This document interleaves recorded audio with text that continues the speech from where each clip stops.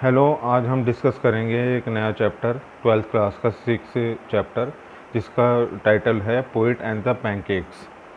जो कि चैप्टर 6 है, जो कि अशोकामित्रन का लिखा हुआ है। और इसके बारे में पोइट एंड पैनकेक्स, पैनकेक एक जो है उसका कंपनी का नाम है, जो कि एक मेकअप कंपनी है। इसी के अराउंड ये स्टोरी घूमती है कि एक फिल्म स्टूडियो है, उसमें ड्रेसर मैन जो होते हैं उनके बारे में ये स्टोरी चलती है। इसका हम हिंदी और इंग्लिश समरी को डिस्कस करेंगे।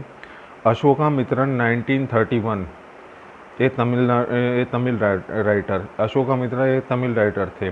रिनोट्स the year of the Gemini studio in his book. उन्होंने अपने जो है जेमिनी स्टूडियो में गुजारे गए वक्त का वर्णन किया। My year with the boss के नाम से एक टाइटल है, स्टोरी है उसमें, which talk about the influence of the movies on every aspect of the life in the India. जो कि इन्फ्लुएंस करती है मूवीज़ के ऊपर, जो एस्पेक्ट है लाइफ को दर्शाती है इंडिया के अंदर। The Gemini studio located in Chennai. Gemini studio जो था लोकेटेड था चेन्नई के अंदर। Was set up in the 1940, 1940 में सेटअप हुआ था। It was one of the influential film producing organisation of India in the early days of the Indian film making. वो शुरुआती दिनों में जब फिल्म इंडस्ट्री शुरू हुई थी उन दिनों में बहुत प्रसिद्ध था। Its founder was the S Vasan. इसके फाउंडर थे S Vasan. The duty of the Asokamitran in the Gemini studio was to cut newspaper clipping and the wide variety of the subject store to them in the file. Asokamitran का जो काम था Gemini studio में, वो newspaper की cutting को रखना था और वो एक फाइल में लगाना था। Many of this had been written out by hand. बहुत सारी इनकी चीज़ें अपने हाथ की लिखी हुई थी। All through the perform of the insignificant function he was the most well informed of all the member of the Gemini family. वो सबके लिए एक कॉमन वर्कर हो गया था जो कि जेमिनी फैमिली में थे। The following is the exert of the book of the my year with boss. ये जो कहानी है माई ईयर विद बॉस से ली गई है और इसी के बारे में फर्दर चलेगी। पहले इसके हम हिंदी समरी को डिस्कस कर लेते हैं, फिर बाद में इंग्लिश वर्ड टू वर्ड करेंगे। चलिए स्टार्ट करते हैं।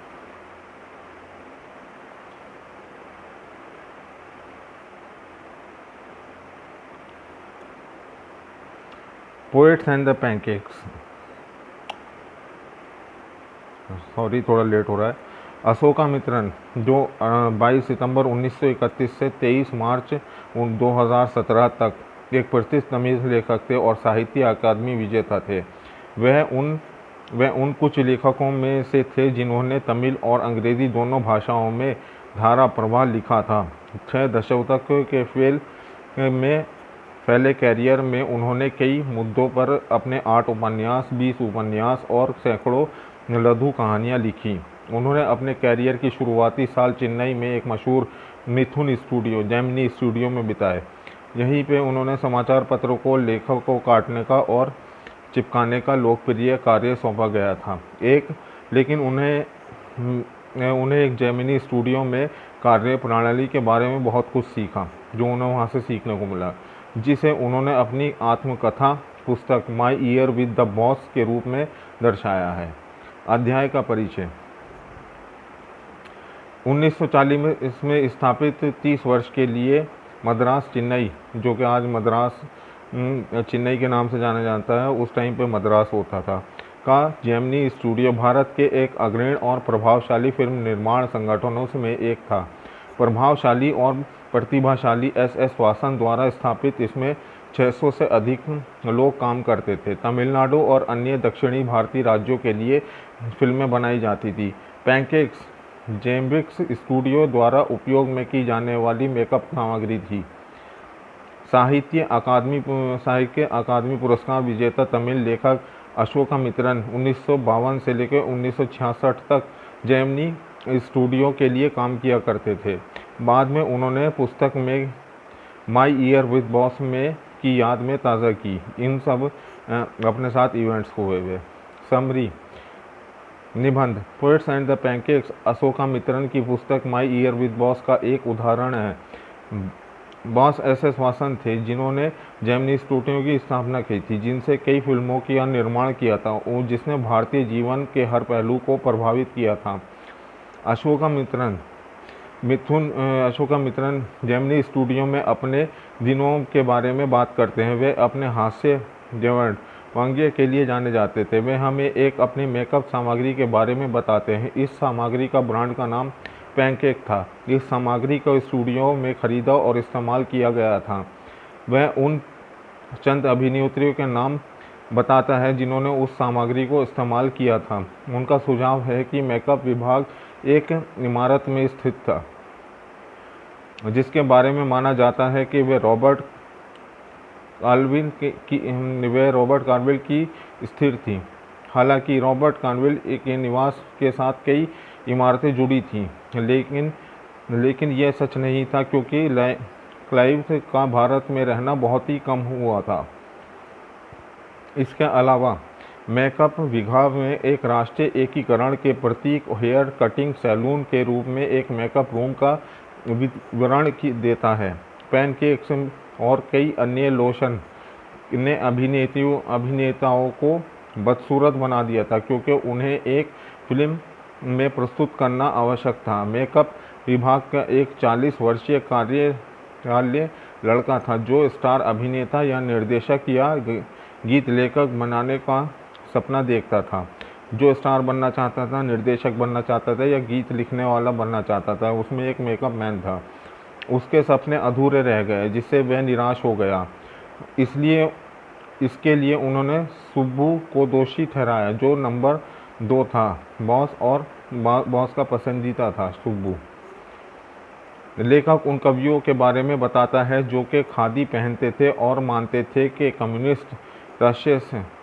यहाँ तक वह एक कानूनी सलाहकार के बारे में भी बताते हैं जो कहानी विभाग का सदस्य था। वह विभाग से अजीब स्थिति में था। कहानी विभाग को बंद करने के साथ अपनी नौकरी खो दी। कहानी सलाहकार ने एक बार एक प्रतिभाशाली अभिनेत्री के होनहार कैरियर के लिए अचानक अंत लगा दिया था। उसने कुछ ऐसा किया था। जेमिनी स्टूडियो में भी 200 मजबूत मॉरल रेजिमेंट आर्मी MRA की मेज़बानी, जिसमें सबसे अधिक पेशेवर तरीके से 2 नाटक लिखे गए। नाटकों की अच्छी सफलता मिली और उन्हें तमिल नाटक पर अपनी छाप छोड़ दी। हालांकि बाद में लेखक को पता चला कि MRA वास्तव में एक कम्युनिस्ट आंदोलन था जो अंग्रेज़ों के खिलाफ हो रहा था। लेखक हमें यहाँ तक कई क्षमताओं और दयालु व्यक्ति के आदमी सुब्बू के बारे में भी बताता है। हालांकि कार्यालय के लड़कों ने उससे जलन महसूस की और उसे शाप दिया। लेखक विनोदपूर्वक अंग्रेजी कवि की स्टूडियो में यात्रा के बारे में बताता है। हालांकि शाही तैयारी की गई थी, लेकिन उनके जाने का उद्देश्य आने वाले लंबे समय के लिए एक रहस्य था। स्टूडियो में उन्होंने पहले कवि का नाम नहीं सुना था। इसके अलावा उन्हें समझ में नहीं आया कि वह क्या बोले। कवि भी शायद चकित महसूस करता था। स्टूडियो में अशोकामित्रन का कर्तव्य के कई मुद्दों पर समाचार पत्रों को कतरनों को काटना था। उन्हें फाइल में संग्रहित करना था। हालांकि जिससे भी उसे अखबार को फाड़ते देखा, उसने सोचा कि उसके पास कोई काम नहीं है। इस प्रकार हर कोई उसके पास कुछ काम पहुंचाना चाहता था। लेखक द हिंदू में एक नोटिस देता है। एक ब्रिटिश समय समय पर एनकाउंटर नामक एक लघु कथा प्रतियोगिता का आयोजन किया करता था। लेखक से प्रतिविष्ट भेजने की इच्छा रखता था। हालांकि वह आवधिक की स्थिति में जानना चाहता था। इसके अलावा वे ब्रिटिश काउंसिल लाइब्रेरी गए। वहां उसने पाया। उन्होंने सीखा कि अवाधिक के संक्षिप्त स्टीफन स्पेंडर थे, जो कभी जेमिनी स्टूडियो में आए थे। वे अपनी सेनावृत्ति के बाद एक पुस्तक जिसका शीर्षक द गॉड दैट फेल था। इसमें साम्यवाद की विफलता के बारे में 6 निबंध थे। इसमें से एक निबंध स्पेंडर द्वारा लिखा गया था।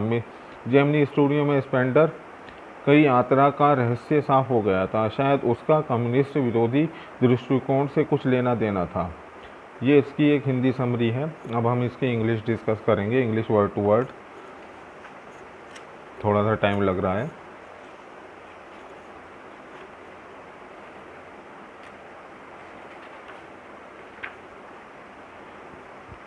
Pancake was the brand name of the makeup material that Gemini Studio brought the truckloads.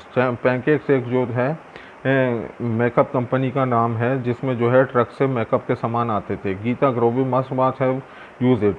Gita Grovi जो है उसे यूज़ करती। Miss Gohar must have use it.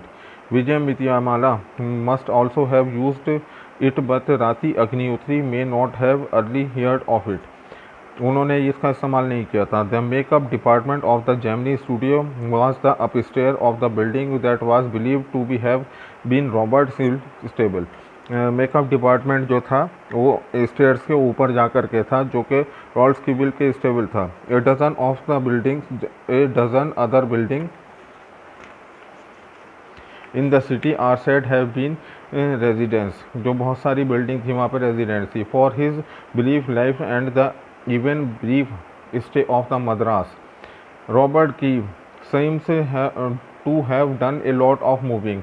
उनको आना जाना रहता था। Beside fighting some impossible battles in remote corner of India and marrying in the middle of the St. Mary Church in the Fort St. George in the Madras। The makeup room the look of the hair cutting salon। Makeup room में एक जो hair cutting salon था। With the light of the all angles and around half of the dozens of the large mirror। उसमें जो है 6 से ज़्यादा आधे दर्जन से ज़्यादा मिरर थे। They have all of the incident lights।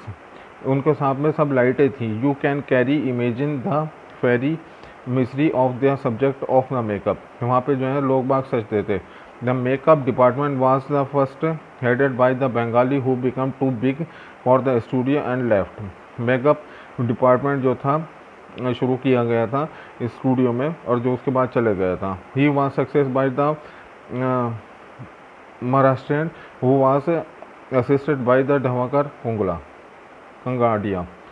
इसके वीडियो के हम दूसरे पार्ट को इस स्टोरी के हम दूसरे पार्ट को नेक्स्ट वीडियो में डिस्कस करेंगे। Thank you very much for watching the story.